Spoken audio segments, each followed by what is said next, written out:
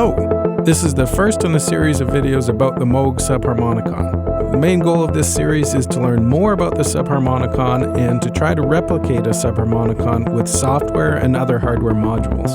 Partly as an exercise in synthesis, and partly because I think it would be cool to have more than one. I can't really justify buying another one with gear prices being so nutty at the moment. Anyway, this video is going to focus on the audio path of the Subharmonicon. There's going to be a lot of theory in this video. I'll talk about the Overtone and Subharmonic series and examine how the modules I use to replicate the Subharmonicon function. That way, if you don't have the same modules as I do, you can try this out if you'd like. In this video, I'll be primarily using VCV Rack, the free software modular app. I'll put a link in the description for it in case you don't already have it. As always, there's an index in the description if you want to skip the theory and go directly to the patch walkthrough. Okay, I think that's about it. Let's get to it.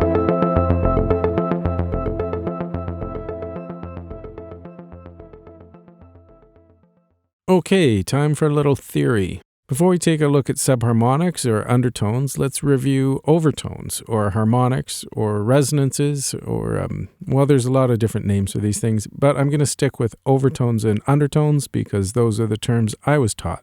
Overtones are frequencies which are produced along with the fundamental. The fundamental, of course, is what we'd recognize as the pitch of the note. Anyway, they combine to form the complete sound of an instrument or sound wave.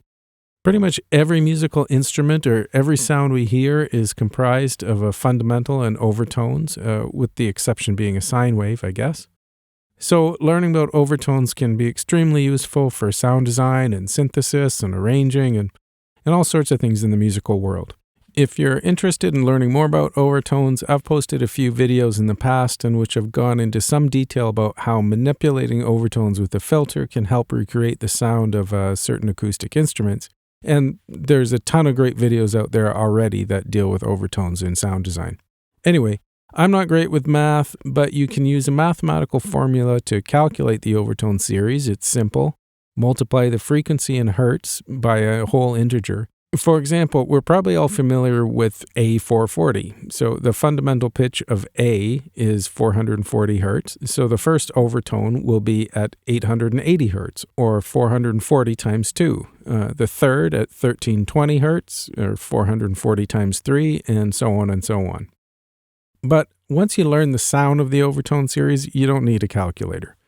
It's simple. First overtone is an octave above the fundamental, followed by a fifth above that, then another fourth above that, which makes a second octave. A third above that, so 2 octaves and a third, followed by a minor third above that, or 2 octaves and a fifth above the fundamental, followed by another minor third, or 2 octaves and a minor seventh, followed by a tone, or 3 octaves above the fundamental. After that, the intervals between the overtones get much smaller and theoretically continue forever. But 3 octaves is far enough for us for now. But we're here to talk about subharmonics or undertones, not overtones. Undertones do not occur naturally. There is no acoustic instrument that can produce undertones. They occur only in synthesized music, or at least by synthesized means. Undertones are mathematically inverse of overtones, so if you want to find the frequency of an undertone, it's quite simple. Frequency in hertz divided by a whole integer. So again, if we use A440 as our fundamental, first overtone is 220, followed by 146, which is 440 divided by 3, and so on and so on. Again, we don't need math to figure these out. We can simply use our ears and mirror and invert the overtone series. An octave inverted is still an octave, so the first undertone is an octave below the fundamental, followed by a fifth below that, followed by a fourth below that, or a second octave below the fundamental, followed by a major third below that, and followed by a minor third below that, or now we're at 2 octaves and a fifth, followed by another minor third below that, or 2 octaves and a minor seventh, followed by a tone below that, or 3 octaves below the fundamental. The Moog Subharmonicon can actually generate up to 16 subharmonics depending on the pitch of the fundamental. Obviously, the higher the fundamental, the more usable the subharmonics will be. With middle C as the fundamental, you can see we're already pretty low and in the rumbly, unrecognizable pitch range. So we'll take a look at those extended subharmonics in a minute, and I'll demonstrate on the Subharmonicon. But first, let's have a listen to the overtone series. Might as well use the Subharmonicon for this. Let's have a listen and take a look at a single note with the spectrum analyzer. So you can see the largest spike on the spectrometer is the fundamental, but all the other spikes are the harmonics or overtones which combine to make the entire sound. I can freeze the spectrometer so we can have a closer look at the frequencies of the overtones. So you see our fundamental is around 70 Hertz, so it's an E flat. The first harmonic is reading at 146 Hertz, which is an E flat up the octave. Mathematically, it should be 140. Not sure if that's an error with my spectrum analyzer or something else, but close enough anyway. Next one marked on the screen is fourth overtone at 287, which is a little flat for an E flat, but again could simply be spectrum analyzer error, followed by 512 and 914. Anyway, the math is working out. So let's use the filter and resonance to isolate some of those harmonics. There's our fundamental without any harmonics. Sounds a lot like a sine wave. And carefully we can get our first harmonic. Octave up. Want to make sure resonance is low enough that it's not self-oscillating. There's our fifth. And our octave. Or second octave, sorry. And there's our octave and a third. And there it is, 2 octaves and a fifth. 2 octaves and a minor seventh. And our third octave.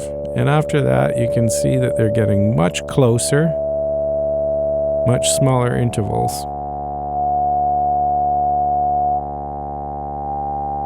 And this filter is actually pretty good at filtering out the harmonics. So like I said, there's tons of uses for harmonics besides what we're doing right now, which is just kind of having fun filtering harmonics with the spectrum analyzer. We can use it for sound design, just creating cool tones, intervals, all kinds of neat stuff. Anyway, gotta kill this fly. Okay, fly's gone. Let's take a listen to some subharmonics, and of course the subharmonic generator is perfect for this. There's our fundamental. We're at a C, high C. First sub, octave below that. Second sub, octave and a fifth. Third sub, 2 octaves. Fourth sub, 2 octaves and a third.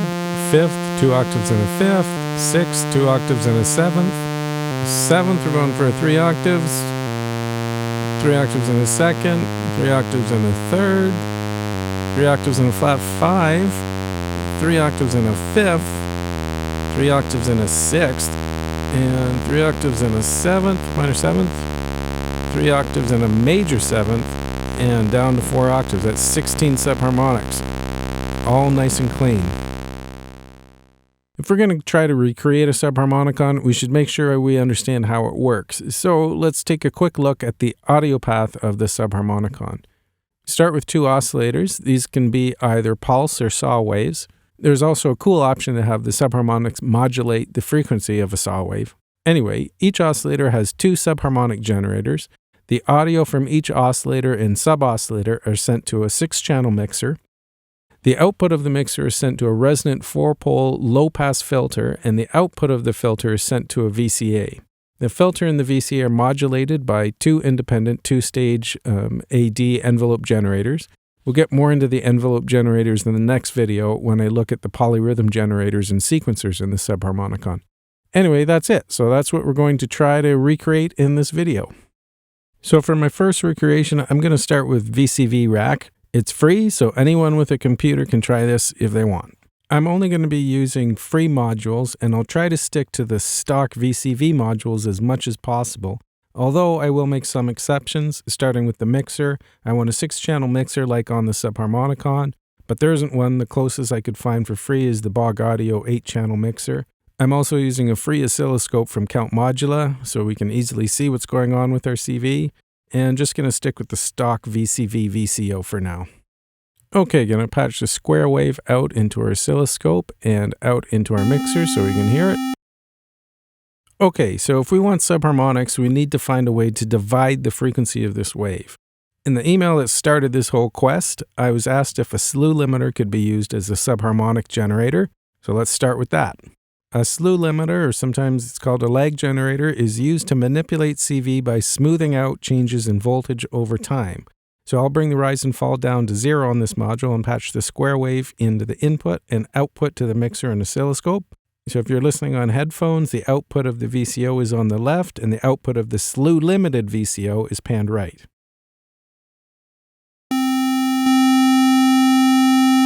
Okay, with rise and fall at 0, there's no change in the wave. So let's start by increasing the rise time. And as we're doing that, you can see we get a saw wave. We're not dividing the wave at all. We're just changing the shape of the wave. If I keep going, the wave eventually disappears. So our slew limiter is acting like a VCA. Now, the same is going to happen with fall, just in reverse. So a basic slew limiter will not work as a subharmonic generator. What we need is something that will react or be triggered by an incoming wave that we will also be able to slew or manipulate the voltage. So in other words, we need a slew limiter with the trigger input. So you may be thinking that's just an envelope generator. So let's try that. So I've got a very simple AD envelope generator by Bog Audio. Just going to reduce the attack and decay times to 0. And I'll patch the square wave into the trigger input of our envelope generator, output of the envelope generator to the mixer, and the scope. Okay, right away we probably hear and obviously see a difference.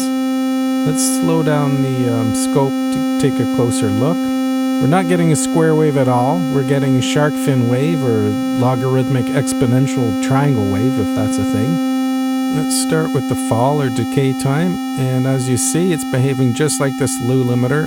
And if we raise it all the way up, yep, just like a VCA. So you can use an envelope generator as a VCA. That's pretty cool. But no subharmonic. So let's try out the rise. Aha! An octave, our first subharmonic. It's a bit dirty. There's our second one, and third, and fourth.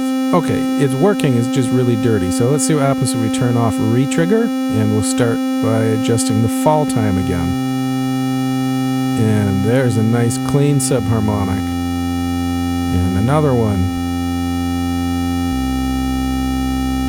Another one. So this is working great.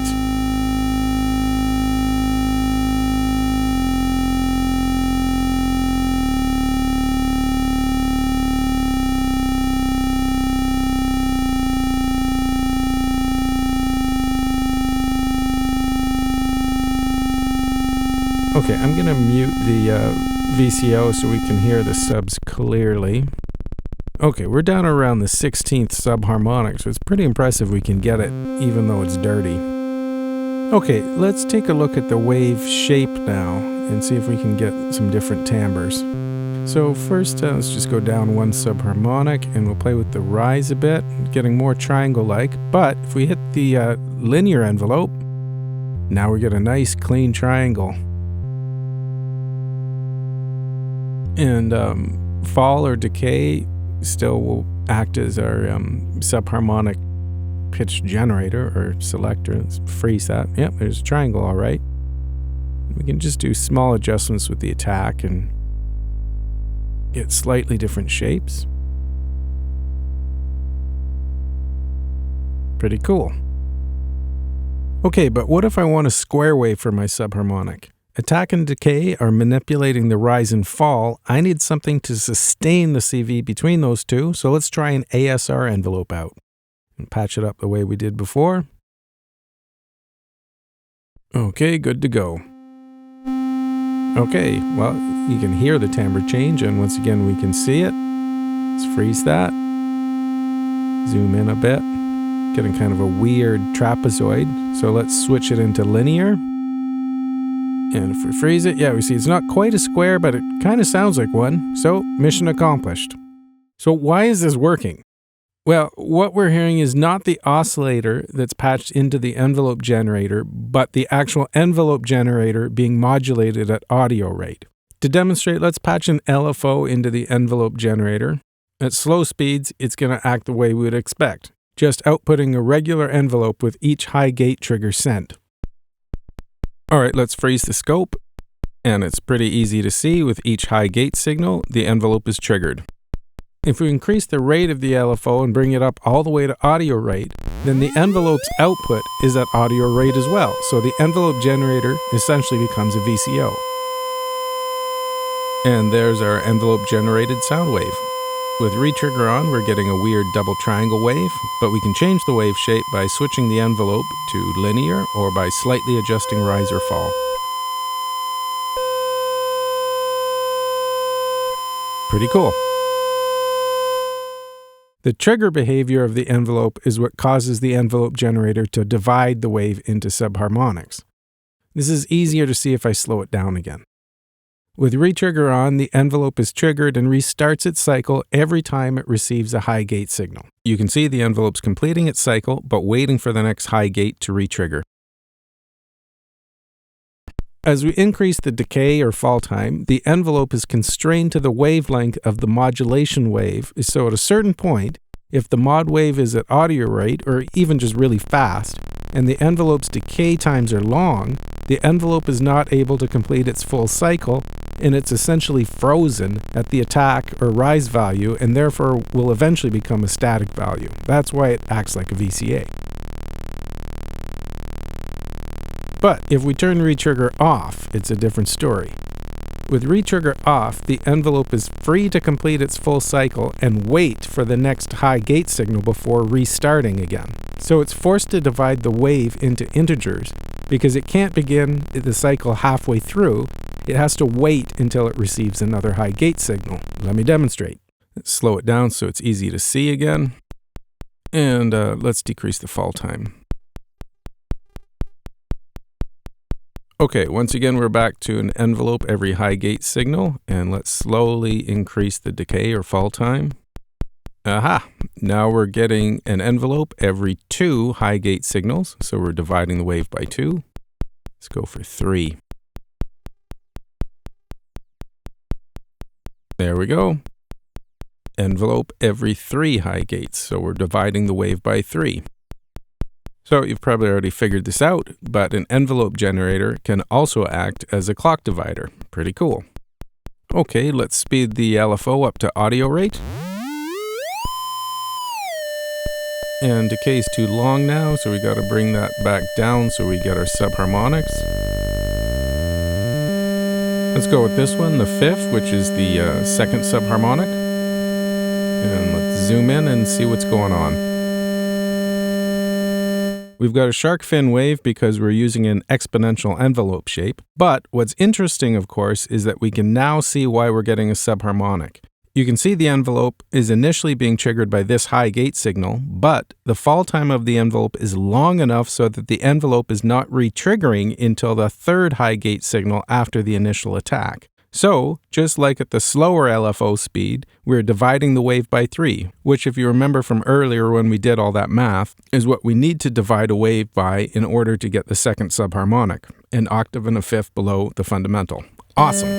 Okay, let's double check our theory here and go for another subharmonic. There's 2 octaves below the fundamental, or the 3rd subharmonic, so we should be dividing our wave by 4, and looks like our theory checks out. Envelope is not re-triggering until the 4th gate after the initial attack.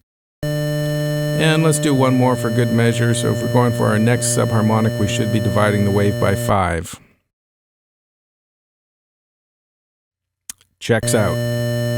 So that's why an envelope generator can act as a subharmonic generator. Cool. Okay, another way we can generate subharmonics is by using a clockable LFO. So I'm going to bring up mutable instrument stages. Stages can do a lot of things, and of course, because it's a digital module, works great as a clockable LFO. To set up an LFO on stages, we only need 1 stage, and we can leave it on ramp or green stage, but need to push and hold this button to get it to loop. Now it's acting as an LFO. Gonna patch it the same way I patched the envelope, wave into gate input, and we'll take the CV out and patch to the scope as well as the mixer. You can see we have a nice clean square wave. Cool. Okay, now let's decrease the rate of the LFO. And there we go, our first subharmonic. I'll bring up the VCO to compare. And let's go for the 3rd. There it is, the 5th, an octave and the 5th, sorry. And 2 octaves. Now with stages, as you can see, we've ran out of room on our slider. We're only going to be able to get 4 subharmonics. But we can use this little trim pot to change our wave shape. I'm getting that trapezoid-like thing now. And around 2 o'clock we'll get a triangle. And at 12 o'clock we'll get a sine. Let's just zoom in so we can see that nice clean sine wave. There we go. And as we move over, we'll slowly modulate back into a triangle. Gonna solo stages. And into a saw. The reason a clockable LFO works as a subharmonic generator is pretty much the exact same reason it worked for an envelope generator.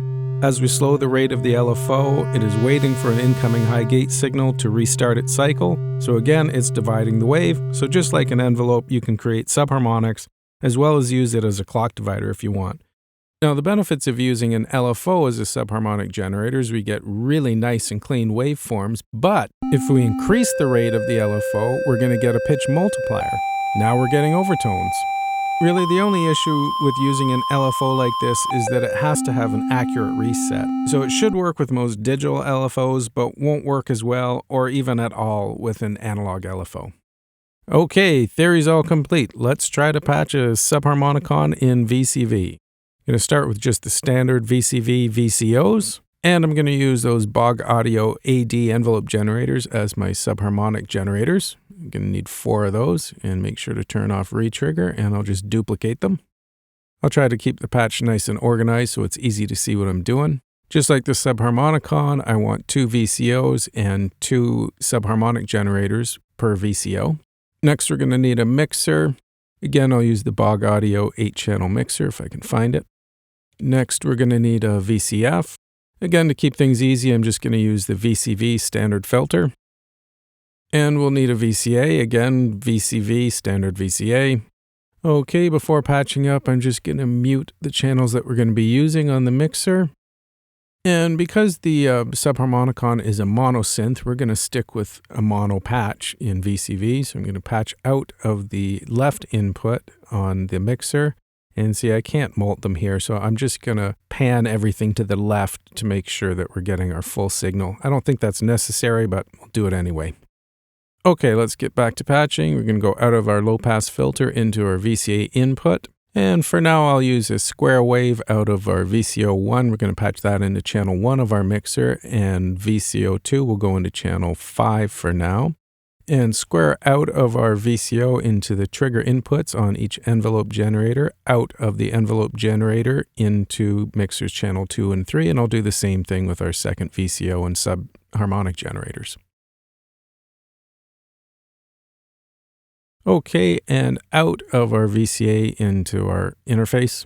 All right, I'm going to save the subharmonic envelope and polyrhythm generators for another video, but wouldn't mind comparing the sound of our VCV Subharmonicon to the real deal. So to keep things easy, I'll use the CV outs for the VCF and VCA envelopes from the hardware Subharmonicon to trigger our software version. So I'll patch out of my Subharmonicon into my DC coupled audio interface, and from there into the software CV inputs for the VCF and VCA.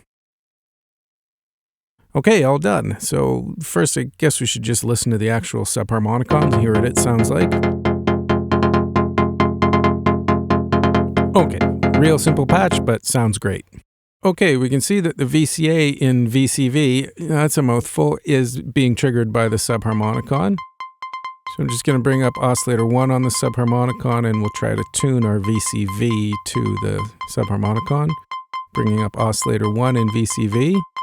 Sounds pretty good. Okay, so now I'll bring in the subharmonic generators on the Subharmonicon and try to match them up in VCV. And bringing in VCV subharmonic number 1.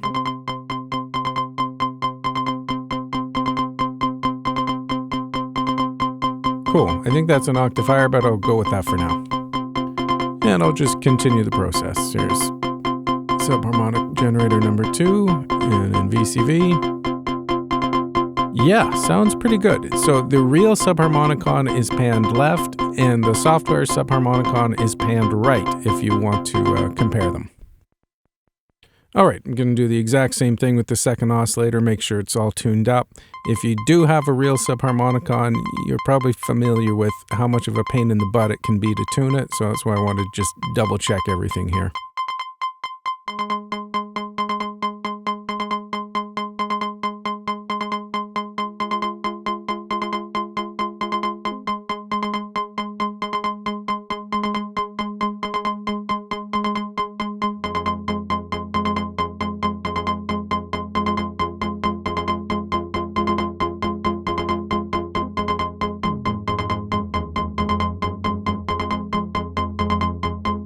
Nice, I think we got it. Okay, let's A-B just for fun.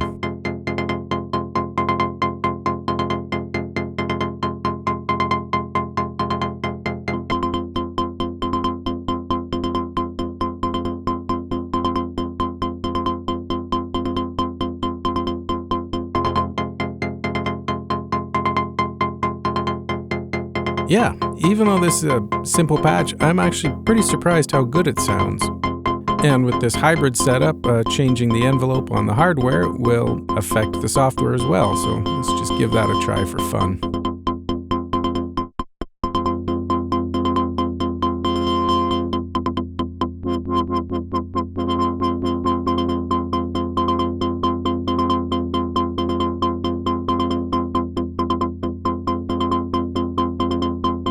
Okay, envelopes work great. Cool.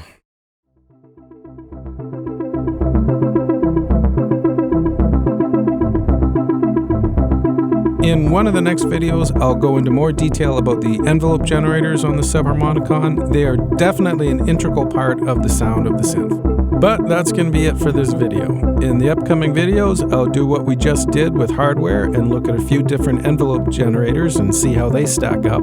Then I'll come back to VCV and try to replicate the polyrhythm and envelope generators and complete a software Subharmonicon. And I'll probably do the same thing with hardware as well. So that's it for now. I hope you learned something. Thanks very much for watching.